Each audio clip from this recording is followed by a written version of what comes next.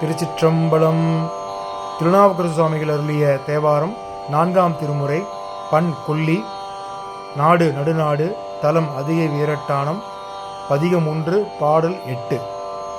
வழிந்தேன் மனை வாழ்க்கை மகிழ்ந்தடியேன் வஞ்சமென்ன ஒன்று மில்லாமை இன்று ஆர். மழிந்தேன் மனை வாழ்க்கை மகிழ்ந்தடியேன் வஞ்சமென்ன ஒன்று மில்லாமையினார். சலிந்தாதொருவர் துணை யாருமில்லை சங்கவெண் கூழை காதுடை எம்பெருமான். சலித்தாத ஒரு துணை யாருமில்லை சங்கவெண் கூழை காதுடை எம்பெருமான். கலித்தே என் வயிற்றின் அகம்படியே கலக்கி மிளக்கிட்டு கவர்ந்ததென்ன. கலித்தேன் என் வயிற்றின் அகம்படியே கலக்கி மலக்கிட்டு கவர்ந்ததென்ன. அழுத்தேன் அடியேன் அதிகை கேட்டில விரட்டான துறை அம்மானே.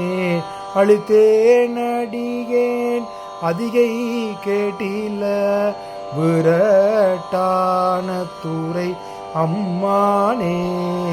திருச்சிற்றம்பலம். திருச்சிற்றம்பலம். இப்போது இந்த 8ஆம் பாடத்தோட விளக்கத்தை பார்த்துடலாமா? கடிலை நதி கதையில் இருக்கும் அதிகை அம்மானே. வெண்ணிற கொண்ட சங்கு.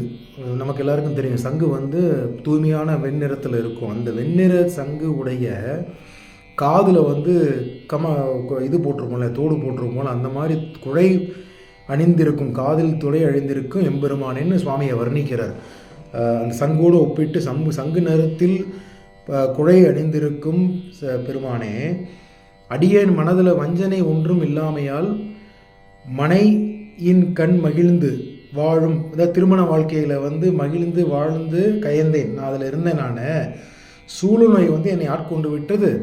வயிற்றை போட்டு புரட்டி கலக்கி வயிற்றில் பகுதியிலே மயக்கி என்ன செய்வதென்று அறியாமல் அடியேன் துன்புற்று கொண்டிருக்கிறேன் அப்படிங்கிறத இதில் வாழ்க்கையே வெறுத்து போச்சு அப்படிங்கிறார். என்னால் வாழ்வதற்கு இஷ்டமே இல்லை, எனக்கு விருப்பமே இல்லை, உயிரை போக்கிக் கொள்வது தான் விருப்பம் இருக்குங்கிறத மாதிரி இந்த பாட்டில் சொல்கிறாரு.